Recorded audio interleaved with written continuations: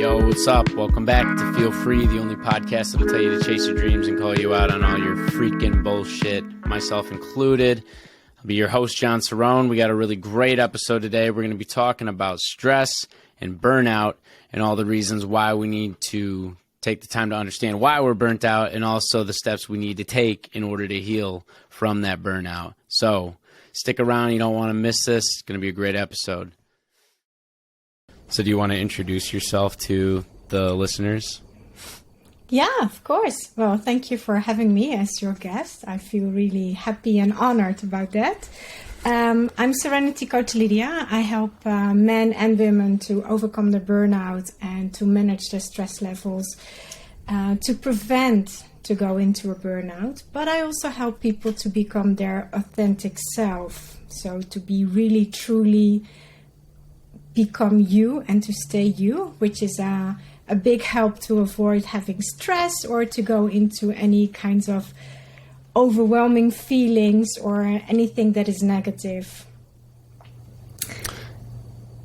That's really important in today's day and age, honestly, because I think a lot of people are really going through problems with stress and burnout, and those are topics that we talk about a lot on the Feel Free podcast. A lot of my listeners are usually younger, and I know that getting into the workforce in your 20s and even 30s, you know, they didn't prepare you for that through school and college.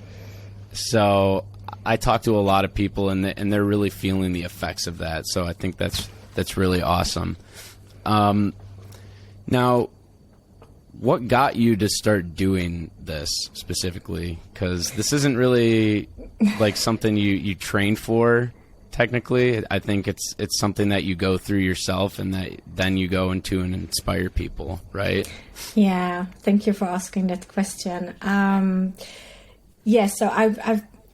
I've been through a burnout myself. I overcame my own burnout because I didn't receive the right tools, nor the strategies, nor have I received the right questions to overcome my burnout and to understand why I was overwhelmed and completely disconnected from my body and mind and everything that could go wrong went wrong. So what actually started my burnout is that I was working in the court of law for many, many years, and I was so triggered by the human brain. What is it that you and I do and others do something different or go into a criminal path or started to take in like drugs or excessive behavior. So that was fantastic for me. I loved it, and I was flourishing there enormously. But then I followed my ex-partner to another part of Europe where I had to find another career, build social life, other friends, and far away from family and friends. So that was kind of difficult, but I was managing that. Then at the same time, my mother was diagnosed with cancer and the relationship was not going well with my previous partner. Then everything just built up together, and I was just literally one day waking up and I thought, I can't do a single thing anymore. Having said that, I had all the textbook experiences, education, you name it, to know what is happening in the human brain. And still I got a burnout. So I just want to highlight that it is nothing to be ashamed of, because even with my background, I got so overwhelmed. I had no idea what to do with my emotions and how to overcome my burnout. So yes, that is my story. I think that's interesting that you bring up the shame part, because now it's very difficult to feel vulnerable for a modern human, in my opinion, because we don't want to feel like we need any help, right? So you were initially ashamed of coming to terms with the fact that you were burnt out because you had all the tools or education necessary to not get burnt out, right? But it's a very humbling experience. And it is. Now, I think you said you have 2 websites. You have one for burnout specifically and then one for shame. Exactly.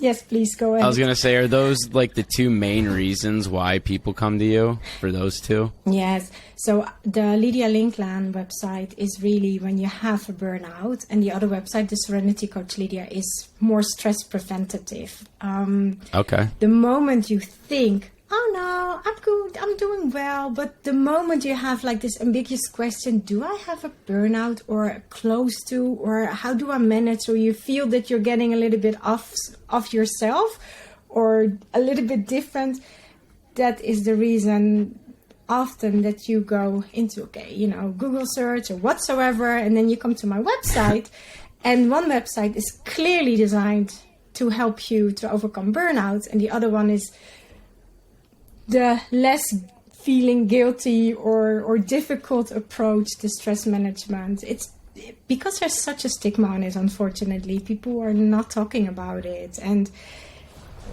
it's such a shame because it's not needed. Right. I think it's a shame that we don't talk about our feelings more. But I think we're coming around to that now in the year 2023, so we're getting better at that. I thought it was also interesting that you said you weren't receiving the correct treatment for your burnout in terms of westernized medicine. So was it just like pharmaceutical drugs and therapy that they were trying to push on you? Exactly. You nailed it. Yeah, of course. I got the most interesting questions that were so far away from the reasons why I got a burnout. I got the questions, how was your childhood? I understand that people want to understand me and my past and how I grew up and to get a picture. But, things happened in the past. You take learning out of that. But it is not always a trigger to get a burnout. Often it is, it helps to know what happens in your past. But it is also good to know that you can just move on. You need to leave things also in the past. You don't have to dig it up all the time. And for me, digging up things in the past that were not even there didn't help. I mean, I had a fantastic childhood. And I think I had 5 sessions literally talking about my childhood. And I'm like, okay, this is not helping me. This is not helping me. Right. But then, so I feel like looking into your past, if you're looking to learn from an experience, then it's okay. But like you said, I don't think you need to dig everything up all the time, because really it's the present moment that we're having a difficulty with, which is why we're stressed and why we're overworked, because we can't control how we feel in the present moment. Exactly. It is, there are things in the past that help you to build who you are, your personality, how you cope with certain problems and situations, how you think, how you reflect. So it helps to understand where your actions or your non-actions are coming from, or if you have a coping system or not. But at one point, if I talk to you, I'm pretty sure I know we had our discussion a week ago. In 15 minutes, the two of us, we got into our inner selves, and I got to know you and you got to know me. I didn't need to have 5 conversations or from 1 hour with you to find out what you have been doing. Right. It became pretty clear and obvious to me. And for you, I think it was the same. We got to know each other in 45 minutes. Yeah, instead of going to therapy for years on end, talking about the same old stuff, Yeah, so let's just, cut the BS and just go dive into the difficult questions and face them. So that's what you and I did, and I think a lot of people should do that, just to get to the problem solving part and how to get, overcome your burnout and manage your stress levels and prevent it. Right. And it's nothing to be ashamed of, because everybody has to start somewhere.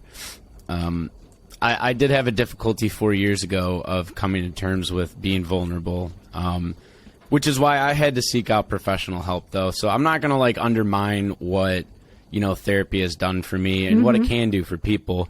But I don't feel that it is the only option, to deal with your stress and your burnout. A couple points we made last week was, and what I had seen on your Instagram and your website, is part of the tools that or questions you ask people are okay, how's your diet? Are you exercising? Do you journal? Do you meditate? These are very simple tools that you can do to to help mitigate the damages, but people don't think about simple things. They only look big picture. They're like, well, why am I sad? And they don't know how to fix it, you know? Yeah, no, I have to agree with you. You know, therapists are good, but they're not always the right person for you to turn to. And so don't get me wrong, please go see therapists. But there are also other ways. It's not the only reason or problem solution solving as what you're saying. But yeah, sometimes just the small things that can make such a huge or significant impact on your life. If you eat all the time sugar, you have sugar spikes, so your adrenaline goes up and down, or your sugar level goes up and down, and then you feel energized and not. And just keeping things in balance will help you also to balance your emotions and to not have the sugar spikes and just to go down, and you need to eat twice as much as sugar and to feel better or energized again. So small things, how insignificant they look, they might be a huge stepping stone forward. Right, like even something like, you know, just drinking enough water throughout the day or getting some sunlight, very simple things to do, or going on a walk, can go a long way, actually. And I know those were actually a couple things that I started doing back when the pandemic hit, because, you know, everybody was obviously stressed after that, and you know, just taking the time to go on like a 10-minute walk or just drinking some water kind of like brought me back down, you know, to help me realize that I can work through this. Now, so how do you go about like helping people? What's usually the process you go to when you get a new client? Each person is different, and I would like to know your story. First of all, I would like to know why you contact me, because does it come from you? Or are you forced? Are you forced by your employer, or are you forced by your spouse or your girlfriend or your boyfriend, or maybe the mom is pushing? I would like to know if it comes from you. And then I would like to know what it is that you need from me. Because I can help a lot of people. But if you tell me, oh, I'm good, I just need to manage my stress. I'm like, okay, so you're good. You're reaching out to me. You need to manage your stress. Okay, what's going on? You know, it's just a basic question. So I really want to get to know you, and I don't take any BS as an answer. So I really would like to know you. Any kind of general answers, for me, it's a no answer. It's also an answer, but I need to work with you. So within 30 minutes, I'm narrowing down more or less who you are, what you do, and what your stress trigger is or might be. And from there on, we can go further. But if you want my help to meditate or to find your true identical self, it might be different than if you come to me when you have a burnout and you say, hey, listen, my body is just not working anymore. Then we really need to narrow down how far you are, or in a burnout, or if you're close to a burnout. So we need to identify that. But it's, in general, pretty fast to narrow that down. Right. I mean, just like you said, you know to ask the right questions, right? I mean, from your previous job experience. So now you're just looking to help people in a positive way, and instead of interrogate them, right? Exactly. I mean, how much joy is it for me, it is so satisfying to see suddenly a smile on somebody's face who has been down or can't even get off the couch, or just, you know, drag him or herself out of bed and from bed to the couch, and that's it. And then like, yeah, Lydia, I feel so much better right now. It's just, you know, I had like 5 minutes of positive feeling. Like, okay, we can work with that. Come on. It's right. That's a start, right? Of course. You know, we need to embrace small steps, because, you know, 10 small steps is also one big one. Right. I mean, that's how you get the ball rolling, honestly. And I was going to say, do you see people for specific reasons? Is it like, does the burnout usually happen from work, or does it happen like personal lives? Because people over here in America work really hard, but I'm not going to get into politics and, you know, capitalism and stuff like that. Everybody seems to think that they need to work extremely hard in order to achieve a level of happiness here, and it's it's very devastating, in my opinion, the hustle culture. Yeah, no, I hear you. The same here in Europe. We all work extremely hard. Unfortunately, it's not only work that triggers burnout. It's also on an emotional level, like a breakup or a divorce or any other kind of trauma that people have or may face that contributes to stress management and to how to navigate through life. But if I look at my younger clients, early 20s until mid 30s, they have difficulties with work because, as you said, education did not prepare them for the hard work. And then it is difficult to stay true to themselves because they cannot say no. They cannot have a nice protection for themselves. They cannot limit or they cannot actually protect themselves, and they limit themselves because they want to do so many things at the same time. And at the other hand, they have the social media because they want to look great and fantastic, and they cannot show who they really are because on everything needs to go a filter. And everybody is just pulling on them at the same time. So the younger people, they really have difficulties with that, which I understand. And then if I go from mid-30s until 50, 55, then it is how to balance family, work, where do you put your interest in, and sometimes will I do a second career because my first one gave me a burnout. So between 30 and 55, that is where work is really present because they found a way, but then they discover, oh, I'm not super happy with my current job, or I went into the wrong education. So but then I put it in two big buckets. Right. But yeah, work is it's very present. Of course. Well, I mean, at the time, we do what we have to do in order to provide for not only ourselves but the people we love, and sometimes it's necessary to do that, but then years later, like you said, we're not staying true to ourselves, and you help people find their authentic self. So they do tend to try and pick up a new hobby that turns into a job or something like that. Now, for the younger people between the ages, or like the 20s and early 30s, we also have to work the jobs that, we don't necessarily want to do. And that's when the hustle culture comes in, because with social media, people are like, you got to get a side hustle, or you got to start chasing your dreams with your free time, which I am one of those people. Everybody knows I'm fairly busy over here. I do tend to get burnt out at least once a year. I mitigate it with staying active, though, and having a clean diet, but that's always not the case. So usually taking time off of work or decreasing the hours that I work on things is one thing that I do. But do you ever see people just flat out quitting their job even when they don't have the resources necessary to do so? Yes, unfortunately, yes. I have one. He's called Leo. He had a second burnout when he came to me, and he actually just literally quit his job. And he moved back into his mom because he could not afford living on himself or on his own without an income. But he also could not continue. So in his second burnout, he came to me and I helped him. But yeah, those extreme cases are there, and it is maybe extreme, but for them it's not, because they cannot continue anymore. And then what is the purpose of life?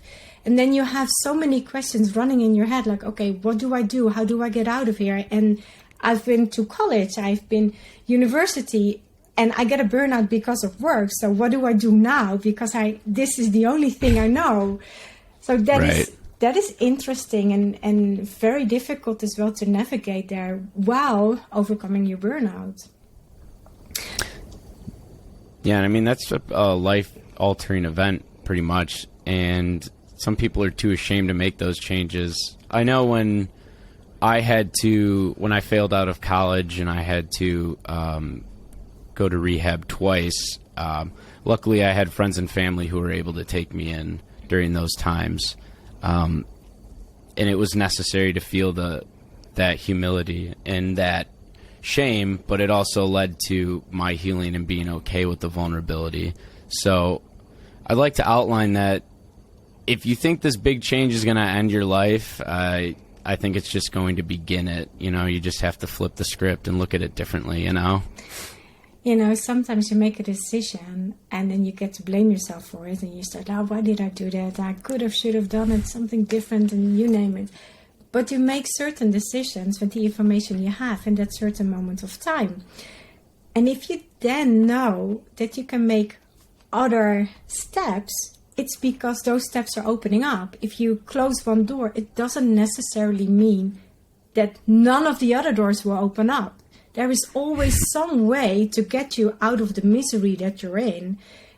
There's always a way. And I mean, look at you. You came out so much stronger than you could have imagined, because when you go through it, how did you feel? Were you feeling like, oh, hey, I'm going to go out super strong. I'm going to have my own podcast show and write a book. And were you imagining that or what? No. I was really in those moments, you're almost in like survival mode.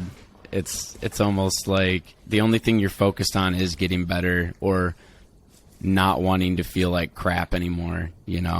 Like everybody has those dreams of what they really see themselves doing, which I believe dreams are very important in spurring us to make changes. But in those moments, I wasn't thinking about a book or a podcast. I wasn't even thinking about like making music or anything. I was like, I want to like start waking up every day and not hating my life, and that's what drove me to make those changes too. So what was you learning out of that? What was I learning out of that? I was not listening to myself in terms of all the substances I was doing or why I was doing all the substances. So I was using the substances in order to not listen to my inner self. So and there you I realized that. Yeah, I realized that the only way I was going to find my true authentic self was by getting completely sober. And here I am today, So I'm I'm very biased on getting sober. Even people who like don't really have a substance abuse problem and they're having issues in life, I'm like, you just got to get sober and you'll figure it out, But you hit it there because, it doesn't mean that you need to get sober just by using nothing anymore. It is also sometimes you need to get sober because of your inner critics or what is holding you back. It's not per definition something related to alcohol or drugs.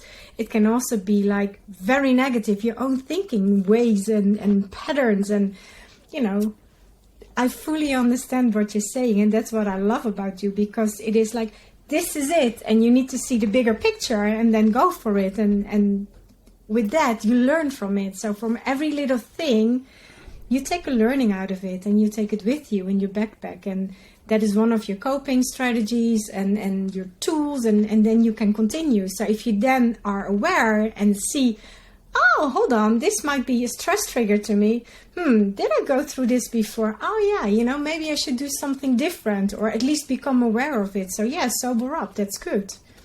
Of course. I think self-awareness is huge, because like I said, I wasn't listening to myself for a majority of my adult years. So between the ages of like 18 and 26, I believe there was like a 6 or 7 month period where I was sober. And I did very well in those 6 to 7 months, but that's out of 8 years, Yeah. So you take all of those lessons, like you said, and you put them in a backpack and you carry them around with them. But at the end of those 8 years, I took the backpack off, I opened it up and look inside, and I'm like, I have all this stuff that I learned, I just don't know how to apply it. Yeah.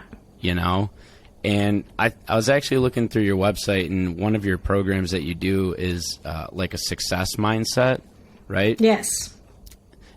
That's not really stress prevention or dealing with burnout. That's almost a more progressive type of mindset that you're dealing with, right? Yeah, but it is also because imagine you have been going through all kinds of stress and you want to change your life, and suddenly it's like a domino. Everything that you touch is going into the direct way. It goes exactly how you want to have it.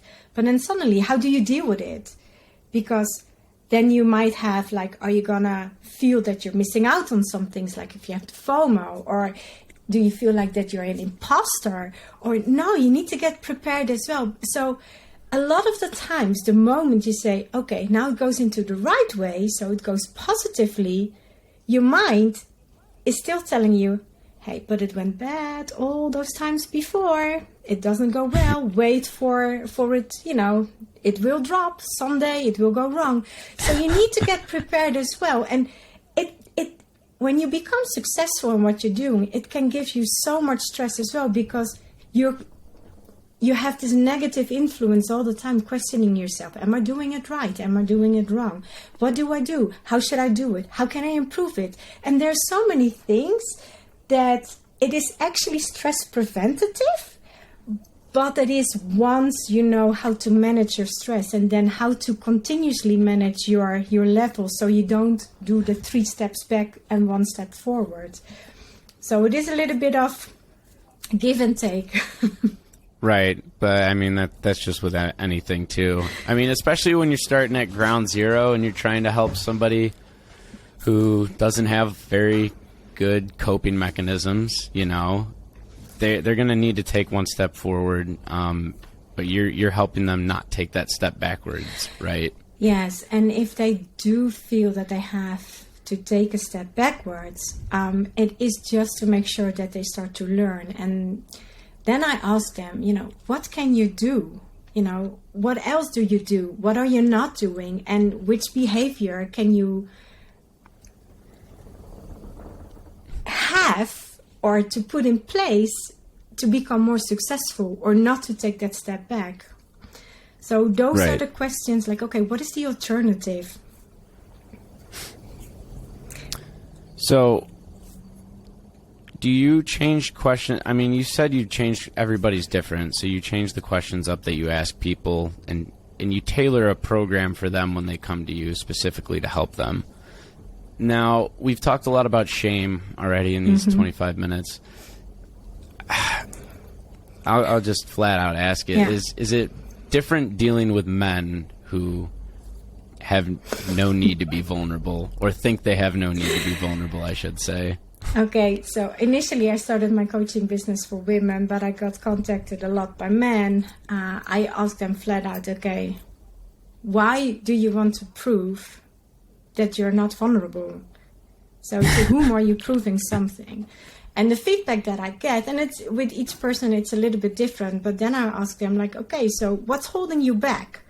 Or, no, don't give me a general answer. I want to know what is holding you back. I want to know, what is your stress trigger?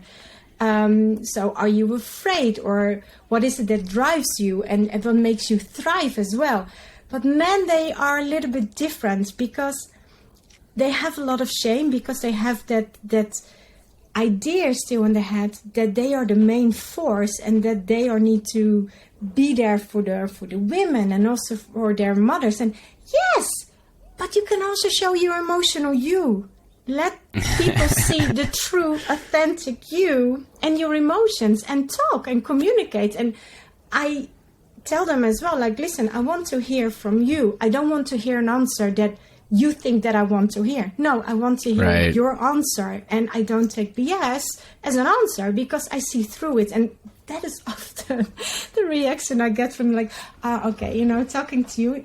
In the beginning I thought, yeah, of course, Lydia, yeah, okay, let's see. But indeed, you don't take BS. You gotta call them out on that BS. I'm gonna call them out on it, because if I don't do it, who else is gonna do it? I mean, I'm not here to be your friend. I'm here to coach you. I'm here to help you to overcome what it is that you need to overcome. If it's a trauma, if it's your stress. But men are a little bit more protective and closed, and we have exceptions as well, but mainly it is their manly fiercing-hood that they want to, like, oh no, but I'm the man. Oh yeah, I know. So right, I'm the hero. Like, I can't be hurt or anything like that. I have to be strong. Exactly. And And again, the moment I tell them, and it's not only for men, this also applies to women, but mainly men understands when I tell them, listen, the hard workers are the ones who are hit the most by burnout or feeling overwhelmed and stressed. And it is nothing to be ashamed of, because it is that you have been putting so much into your work and that you just did not think of yourself. And there is where men often forget to take a pause, to think about themselves. And say, yeah, but I have a beer with my friend. Oh, yeah, okay, well, one beer is not enough. I mean, I'm not telling you that you need to have 2, 3, 4, 5, or 10 beers, but you can have one beer and you need to have some you time with your friends as well. But, you know, right, with moderation. Right. It's like you said, oh, I had a beer with the guys and that's how I vent, or that's like how I de-stress. And then you go, okay, well, why isn't that working? Exactly. And then they go, oh, I don't know, maybe I need to, you know, drink more beer with the guys. And it's not, they're missing the question at that point. It's like you need other things to do, you know. I talk a lot about hobbies on the podcast and how as we get older, sometimes we get rid of hobbies because they don't make us money, right? Or we feel embarrassed that we're doing it, right? Yeah. But I believe hobbies are such an important part of mental health, and that de-stressing, you know, regardless of what it is. You know, sometimes you could just put music on and dance, you know, and it feels good. And I try and tell most of my men listeners to not give up on those hobbies that they had in high school or college and stuff like that. It's so important for their health. It is.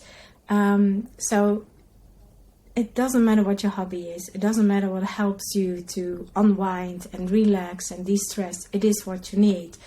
But the moment you feel that you need a little bit more, you also need to talk about your emotions. And if you cannot find that with your support group, your family, your friends, then you need to reach out to other people, because it is not worth it to become unhappy or stressed or overwhelmed when you can easily overcome that and put it back in balance, because you can have a so much better life if you can just talk about your emotions as well. And also just to see alternatives and what you can do or can't do, or just visualize, maybe if I go into ABC, it will get me to XYZ. So, and that is something that I see as well with men, that they are talking high level, but so high level that they miss the point. Like, what is it that you want? What is it that you need? You know, come, give me some answers. Let me see the true you, and then we get somewhere. Yeah, sometimes they're just we're just too big picture, too ambitious, I would say. Yeah. And I don't think ambition's a bad thing if used correctly, though. But as you've stated, it's the people that overwork too much that lead to stress and burnout the most. Yeah. But I like working with men, because once they open up, you know, because coaching is also, it has everything to do. First of all, I need to prove myself that I understand them, right? I mean, I get that. But we're not going to show who has the biggest, because I'm a girl, you know? So then it stops. But it's really about the mentality and reaching out for help. It's not bad, because, I mean, let's face it, if you don't feel good and you can do something about your mental health, why wouldn't you do it? Why would you stay unhappy or stressed and goes, you know, you get this vicious circle. So why would you put yourself through it if it's not needed? And if you can overcome it, why wouldn't you do it? Exactly. And I think, like, we have so many resources at our fingertips now, aside from just our smartphone. Like, you and I are having this conversation, you know, across the world, and there's so many ways we can find the right help, but sometimes we just don't know where to start, unfortunately. That's true. That's true, because as what you say, you know, you have your phone in your hand, you do one search and you get thousands of reactions, and which one is the right one? Right. So that is a little bit questionable. But you just need to ask yourself also the question, what is it that I need? What is it that I want? And how can I get there? Who can help me? Is it my family? Is it my friends? Is it my partner?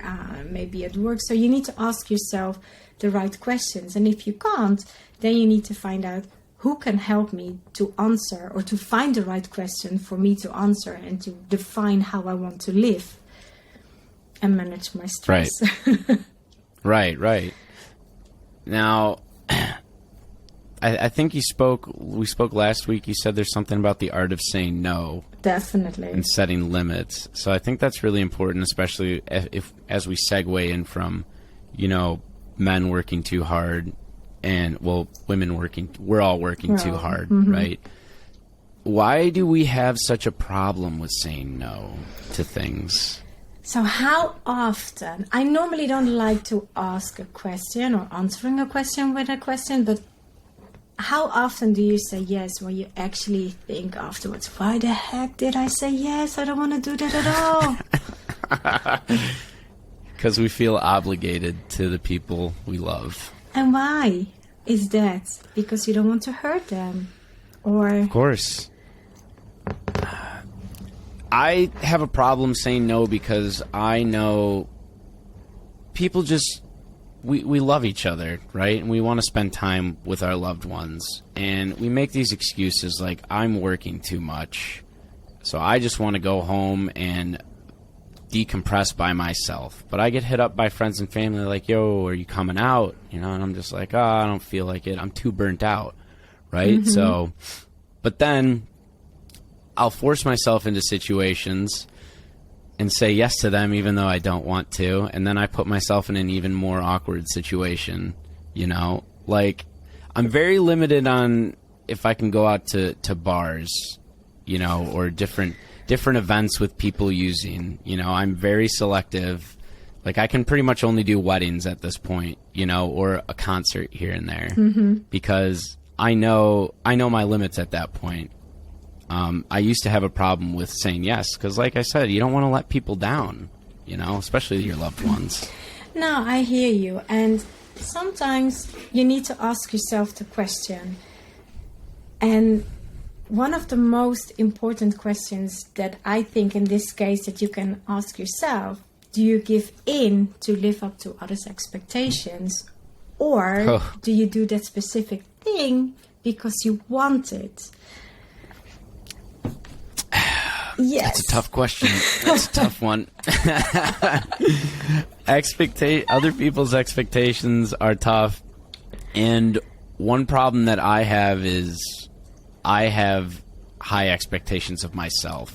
So I'm almost too self-aware sometimes. I'm almost like the critic in ourselves, So I have these high expectations of myself that I want to live up to.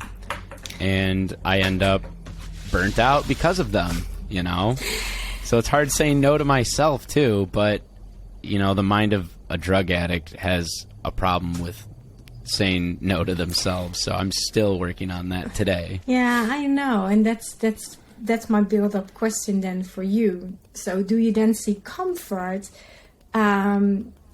because emotionally you want to say no, but you can't because you have so many high expectations to yourself? So let's put aside if you're a perfectionist or if you're just extremely ambitious that it becomes unhealthy, or is it that you...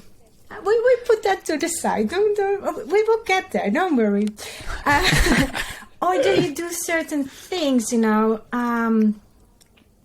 do you face your challenges and your fears and your problems? Do you face them head on, thinking about, okay, I am unhappy or unsatisfied, but I'm going to say yes to it because I know it will make me feel better. So then you might seek comfort in work, extreme working hours, or doing 3 things at the same time. Do you have an unhealthy food relationship, so you start to overeat? Are you seeking comfort in drugs, in alcohol, extreme sports, in porn, or you name it? Anything, yeah. Anything. So the question then is that worth it? No. why is it then that you can't say no to protect yourself? Yo, we're taking a quick break so I could tell you all about a really awesome podcast called Bunny Hugs and Mental Health, run by my man, Todd Redebaum. Bunny Hugs and Mental Health deals with all things mental health, from addiction, anxiety, and eating disorders to borderline personality disorder, schizophrenia, and trauma. He talks to professionals, survivors, and loved ones about their sometimes informative, sometimes uplifting, and sometimes tragic stories. Definitely give my man a follow on Instagram. That's Bunny Hugs Podcast. And tune in for some awesome, informative episodes. Anything, yeah. Anything. So the question then is that worth it? No. Why is it then that you can't say no to protect yourself? I think we've been trained. We've trained ourselves, and I think society's also done a really bad job at training us in the school system to just do it, almost go on autopilot and take on too much. So I hear you. Yeah. What I wanted to reach with this question is the emphasis is often on, okay, you're getting selfish because you're choosing yourself, and it's not. So why would you give in that you feel, okay, I don't have enough energy, I feel burned out, I'm overwhelmed, and I actually need to recover. But then, yes, you still do this for your mother, this for your spouse, this for your friends, and oh yeah, I will go with you to the bar as well because you need me. And so, but what is it that you need? We don't ask those questions, though. No, that's why I'm there. But yeah. Exactly. But you're asking them, right? I'm asking them, definitely, because it is so important to turn your inner negative voice and turn it around into, replace them by positive thoughts. And then I'll go back into the meditation or in the journaling and to understand where it comes from. And really, to take control of your inner voice is actually a way to overcome your doubts, your way of limiting yourself, because that is actually what I think that you're doing. Because instead of opening up, what you think that you're doing, you're actually limiting yourself, because you're not giving yourself the freedom to choose for yourself, to do the things that you love to do, to give you the energy to then say yes the moment you want to say yes, and that you feel like doing that. And then that is part of being the true, authentic you. But that's my humble vision. It's humble, but I'd say it's pretty damn close to being correct, too. That's actually, so the journaling thing is very important to me. Obviously, I'm a writer. I started off with poetry and then philosophy. The book I published is actually almost an entire book of me journaling through recovery. So in order to listen to that inner self, the inner thought, and I label in the book throughout the prologue, I tell people, like, I don't have the answers to all of your problems,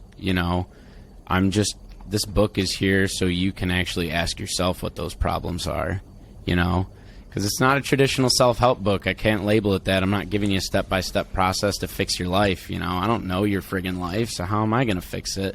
But I wanted people to, like, pick the book up and, like, read a couple lines that I might have written in my darkest hours, and then read them to themselves, like, oh shit, I've thought that before, So how can I answer that to myself? And have that conversation, because sometimes we don't like having that conversation with ourselves. We'll pick up our cell phone or turn on a TV instead, Yeah, but isn't that sometimes just putting your head in to stick your head in the sand and just walk away? And how long can you do that? How long can you get away? I couldn't do it very long.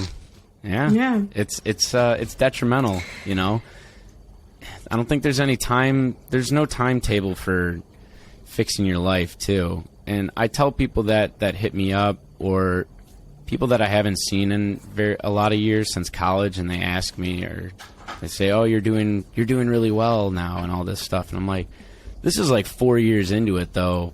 Like, you got to understand, like, healing yourself from 8+ years of trauma, it's not going to happen in the first month, you know? You got to understand it's a long process. And I think we get discouraged because we live in a day and age of instant gratification. We hit a button and we get what we want, you know, instantly. That resonates so much with the people who contact me. They say, Lydia, I'm in burnout. I cannot go off the couch. I'm burned out. And having said that, they want to overcome the burnout in 4 weeks, preferably in 4 days. And I'm like, okay, sorry.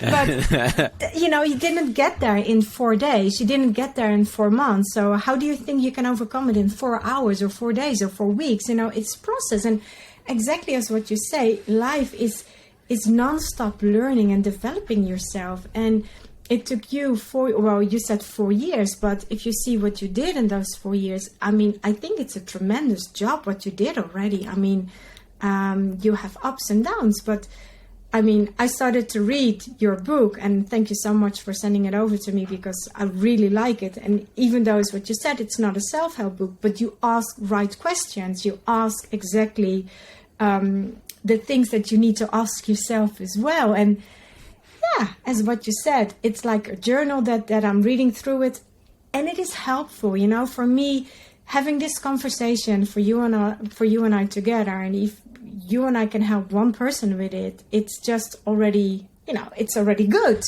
And if you reach the right people with your book and your podcast, that is the whole idea, to help people and to ask them the right questions. And if you don't want to listen to it, just close your ears, don't read the book and don't listen to the podcast. But then don't complain that you have a burnout. Right? Like, I'm trying to give you the tools to help you, you know? Like, I'm trying over here. Yeah, no, you do a good job with that. And I'm happy I found you. But yeah, you do need to ask indeed the right questions. And if you close your eyes for it, it's never easy to ask yourself the right question. It's never easy to answer those questions or to, you know, to face them. No, it sucks. No, I'm not going to sugarcoat anything. Like, this isn't easy, you know? And I wasn't trying to, like, downplay, like, what I've accomplished in these 4 years, you know? But I did have the first couple times that I did fail at sobriety, I did so because I got a couple months under my belt and I'm feeling good, something good happened, and I'm like, you know what, I do deserve a break or something, or like, you know what, everybody else gets to do something like that, why don't I, you know, and I slip up because I got complacent, you know, and I didn't want, like, a couple good things that happen in my life to be it, like, oh, I'm fixed now, it's been 4 months, right, and I needed to keep telling myself that I'm going to get better every single year, you know, no matter how shitty it was each year. What I say often, and I think you're doing a hell of a job of that, you have the final goal that you want to reach. You want to accomplish something, right? And you want to learn, and you don't want to go ever back to that. So if you set yourself a goal and you put it into a time limit, which is very difficult. It is. Our concept of time is difficult. It is. Then you need to make it into smaller pieces, you know, make your big goal into smaller goals, and then then your smaller goals, you need it into a bite-sized goal. And then with that, you can have, as you know, before we started to record this, is that you can celebrate a small victory, a small win is a victory. So, and those celebrations, those victory moments gives you the motivation and the energy, and to prove as well to yourself, hey, I'm on the right path, you know. So that gives you the stimulants as well to go through it, not only mentally, but also physically. So your body and mind are connecting, and then you work with your whole human being as you are, instead of only your mindset, I need to do this, I need to do this, I need to have it, I need to. Because if you think like that, you will never accomplish it. And if you want to get sober in one day and for the rest of your life, forget about it. Yeah, because it's not working. It's just too much to handle, though. Yeah. Because, like you said, the people that contact you, they're like, I'm trying to fix this in 4 days or 4 weeks, and it's not possible. You're trying to handle way too much, Trying to get sober in one day was a difficulty for me because, as I've written in the book, I was addicted to a lot of different things, and not even just harder substances too, but just like bad habits like energy drinks, cigarettes, television, porn, video games, on top of all the harder substances. Yeah. And I was always trying to convince myself, I'm like, all right, this is the day that I stop doing all of it. Everything that's bad for me, I'm going to stop right now, And it never worked, because it was too overwhelming. It is, because you want to stop, cold turkey all at the same time. And you cannot mentally be prepared to stop everything at the same time, because you need to prepare yourself mentally. You need to get into the right mindset. And when you say, okay, today didn't work, tomorrow I'm going to stop with everything at the same time, you're actually putting so much pressure on yourself. And it's so negative, because you're only highlighting that you didn't succeed today, that you were not successful today. Well, if you say, for example, okay, so you know what? Tomorrow my goal is I will stop with the soda. Okay, then you stop. And the day after, I will also stop with the sugar, because once you eat sugar, you continuously.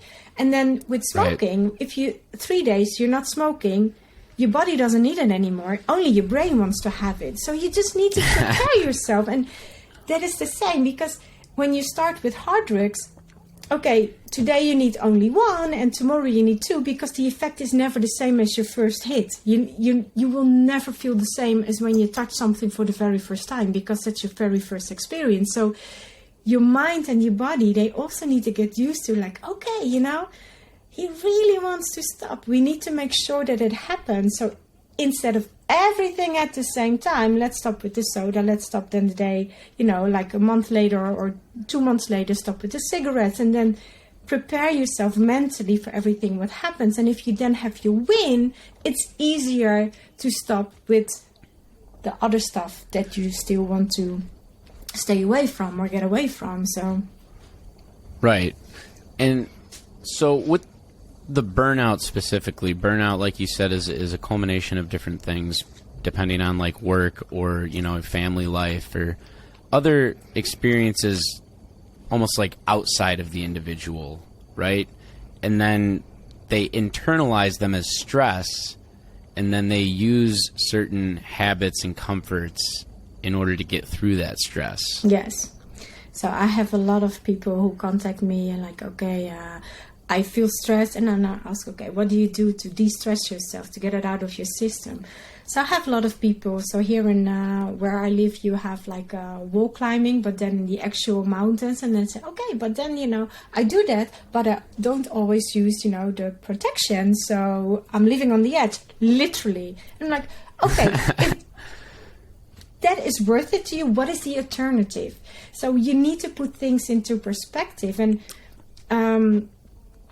I have a lot of men who say, okay, I'm going to go for that one beer with my friend. And then they tell me the next time I talk to them, like, yeah, that one beer that became a little bit too much. Like I had more than 10 and it was not so good. And then, but then everything goes into that negative spiral, because they don't sleep well, and then they don't work well, and then they have no energy, and it goes from bad to worse.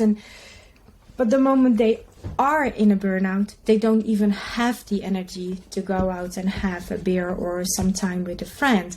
So it is really in what phase they are, how we can help them. But it can also just manifest that you are constantly perspiring, or that you have, like, oh, I have this feeling, I cannot control it, oh, something bad happened. And the anxiety is all over, but also that you could have eczema, or you don't sleep very well, or you can't sleep through the night, or you can't fall asleep, or you have all the times those illnesses that you cannot point your finger on why or how, and why can't you overcome it. So there's so many physical signs as factors. Well. Yeah. Yeah. I think going to see a professional about the physical ones is very important, though. Like, It is. I mean, seeing a specialist like you for the big questions, right, is one thing, and then the human body is an anomaly in itself, and we're still learning things about it today. So there could be reasons why your sleeping patterns are bad, or there could be reasons why your back hurts, or your feet, or things like that. And I've noticed that as we get older, it's harder to stay physically fit and active, and we lose energy as we get older. I do know people in their 30s and 40s who are in insanely good shape, though, and their vigor and outlook on life is totally different from their inactive counterparts. So do you normally deal with people in their 30s and 40s who are out of shape or in shape? What's the consensus on the percentage for that? So if they come to me for stress management, that's more or less in balance. They have a relatively physically okay condition. It's good, because I have the extreme sports seekers, people who want to de-stress themselves by every day, like 1 hour, 1.5 hours, especially men. They want to hit the gym like 2 hours a day, just to get rid of the stress. But the people who are in burnout, they don't have that energy. So they see themselves like from being fit and active from 2 hours to the gym to 0 minutes into the gym. And it is very difficult, because a lot of the times when you have a burnout or you feel extremely stressed, it hits your body, because your body is giving you the signals like, hey, you're not listening to your mind. So how do you want me to get you to understand that something is wrong with you? Then your body will just say at one point, hey, I don't have the motivation, I lack energy, I cannot do the things that I normally like, or I cannot enjoy those things. So first you need to make sure that you have nothing medically under the belt that needs to be looked after. And then often when everything is okay, it's often the mentality that hits you, right. And that's the stress that keeps you, awake at night, and that you don't make the right choices to prevent you from being you. Of course. And I think the universe does a really good job at piling all the really bad things on at once in order to make us reevaluate how we're supposed to get through them. Specifically, I went through a burnout in September, so it was fairly recent, and I'm just doing the podcast, trying to put out a book. I was working 2 jobs. I'm just very, very, very busy, and I had lost my cat, which I had for 13 years, which was, as they say, the straw that broke the camel's back. And then a week after that, I rolled my ankle playing basketball. So I play basketball as a de-stressor. It's like my top priority with my free time. And as I rolled my ankle, I'm like, okay, now I can't be active. My cat's dead. And then I started smoking cigars again, and all of these things started happening, right? Yeah. And it took me a month or two to finally start asking those questions to myself again. I'm like, well, why do I feel like shit? And I laid them all out, and I'm like, well, come on, it's pretty blatant, So now it's almost the end of April, so 5 months later, and obviously I'm doing a lot better than I was back then, So, but doing those, doing those things, asking those big questions, it's tough to do, but it was necessary for me, So when you find the answer to those questions, can you execute them? Can you put things in place to avoid it? Obviously you can, because I'm looking at you right now and you look damn well. So yeah, it wasn't so easy though, because here's the thing. Like I said, I'm very self-aware. So insanely self-aware to the point that even the first week that it was all happening, I was already asking these questions to myself. So technically I was asking myself the question for 2 months, right? But before I was able to actually execute it. Yeah, but it takes 2 months. Right. But luckily, it was then only, if you put it into something positive, it only took you then 2 months and you got out of it instead of staying in that phase and like, okay, I ask myself the same question over and over, and I do ask myself the difficult questions, but I do nothing with it because it might be easier. Because overcoming your burnout or manage your stress, and as you asked me the question, is it more work related? And now you answer the question, when you got your burnout, it was, 2 jobs at the same time. Your cat passed away. You have so many things at the same time. And then your de-stress factor falls away because physically. And why does it help, why did you come into that physical state that you just rolled your ankle? It's probably because your mind was somewhere else, because your mind and your body are disconnected. So then you have this ball that starts to roll, and then it rolls into the negative side instead of just stopping it and turn it back. So there's always a little bit of a challenge. Where is the balance? But hey, you asked the question, you answered it as well, and you executed it. So appreciate that. Yeah, thank you. But I like how you mentioned you like how I call myself out on my bullshit on my podcast, and I'd like to think that my struggles are very transparent, so I hope that not even just people in general but men specifically are able to have these vulnerable moments with themselves. Like I'm not impenetrable. I'm not some indestructible hero. Like, we're all just human, But I think becoming humble in that approach is where we start to actually heal. I think you set a good example, because with this, with your podcast, you show as well that you're vulnerable, and it's good to also be in contact with that side of yourself. I mean, you can be the toughest guy on the planet, but you need to, also, you always have some kind of like, okay, an inner dialogue with yourself that, what can I do? What do I need to do to make myself feel better? Or how can I overcome this? And coming back then, you have so often, the shame talking into yourself. But who is talking that in your ear? Who is whispering that in your ear? I mean, it's usually your inner critic. Exactly. So, and there's actually a book, I haven't gotten around to finishing it. It's called The Untethered Soul. And he writes a lot about that inner critic, or the inner voices in our head. And one thing I took away from it that was so important is, like, not every thought that flies through your head is yours, right? Well so said, even your inner critic can be like baseless too. It's like, why is it even saying that? Like, it's just trying to make you feel shitty, or it's just a random thought, like, you don't have to blow these thoughts out of proportion and dig yourself into the ground like a railroad spike. Like, shit, just like take a step back. Exactly. And often when I have one of my man clients, so it's your inner critic, but also, your limiting beliefs, then I ask them, okay, prove me. Show me your proof. Show it to me. Where is this coming from? Do you have proof that this is actually happening?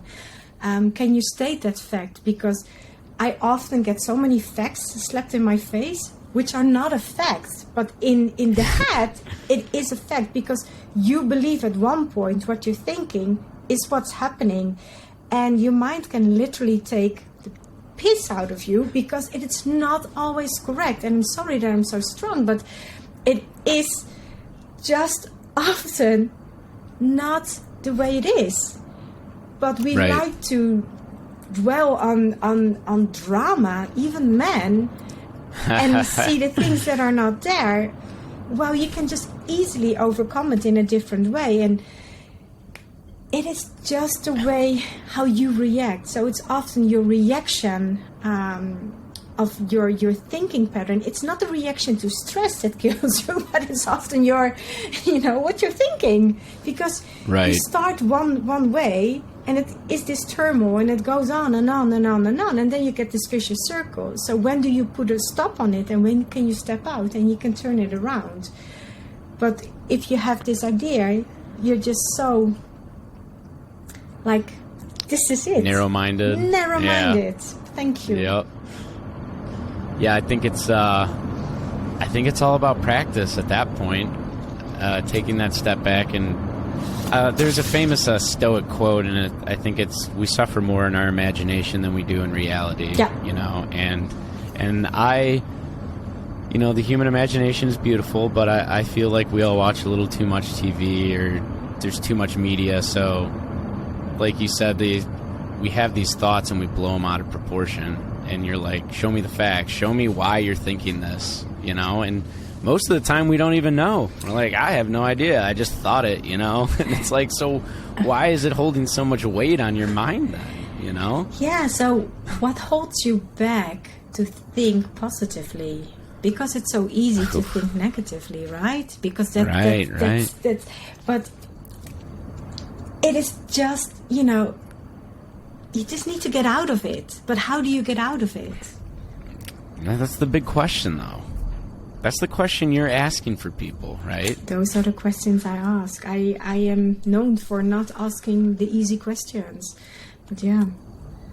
I think the difficult questions are the most productive, though. Let's be honest. Yeah, that's why I need 30 minutes with you, and then I know who you are. I don't need to have 5 sessions with you to understand who you are. If you open up to me, obviously, yeah, that's the big question as well. Because if you don't want to, I cannot force you. I'm not gonna pull It needs to come from you. Right. Like, you have to want to say it, you know? You have to want it. That's the same as that you want to overcome, you know, that you want to be sober. Because if other people are forcing you to get sober, it's not working. Maybe for That's a day. What happened. It happened for a little bit. And it failed, obviously. Like you said, you got to want it for yourself, you know? And I actually tried to convince somebody very close in my life to get sober for a long time. And they didn't do it until they wanted to, you know? Like, no matter how many good points I made, or no matter how many different angles I had them look at it from, like, they didn't do it until they wanted to do it, you know? You can only help them to see the positive things for the moment they get sober, but if it's not within the person itself, you're pulling a dead horse. I mean, it's just it's not working. It's pointless almost, actually. The only thing that you can help with is to make them aware of what are the possibilities and, you know, what is on the other end. But still, if there's no wish or desire, if that's not what they want, if that's not what they need in their mind, it's not helping. It could actually, you know, put them, you know, like, okay, I'm going to take some distance from you because you're just preaching to the wrong church, you know? Right. But right, yeah. and it can push them away, actually. Yes, you can. So you need to be careful as well how you do that. And I think you can because, you know, you went through the experience yourself, you lived it, and you're still living it. So that makes a different approach, and that's easier. That's why if I put it to myself, that's why I have people coming to me because they ask, so how can you be so authentic? How can you just say no, or just don't take the BS, or just say, okay, I'm sorry. So I filter out the negative and the toxic people from my life because I say no. And I'm not being selfish, but I just want to protect me for me. I want to be true to myself. I want to look myself in the mirror and happy in the morning, but also in the evening when I brush my teeth, that I am still me, you know? Right. And I can only be me.